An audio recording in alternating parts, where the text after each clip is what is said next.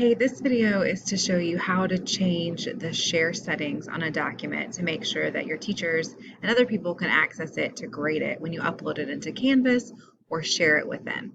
If you need to give someone access to your document, you're going to go over to this blue button right here, the share setting, and when you click on it, this window is going to pop up. Right here it says restricted.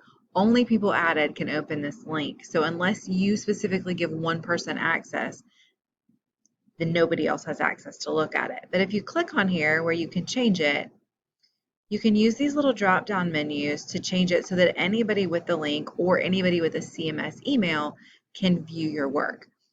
I typically am going to be the only one that needs it. So you can do CMS email or you can do anyone with the link. It's easier if you do anyone with the link. Make sure it says viewer unless you want someone to be able to make a comment or to edit your work. Once you're finished, you're going to hit done. And now everyone has access to your assignment. So when you go in to Canvas or anywhere else, people can click on it and see it immediately.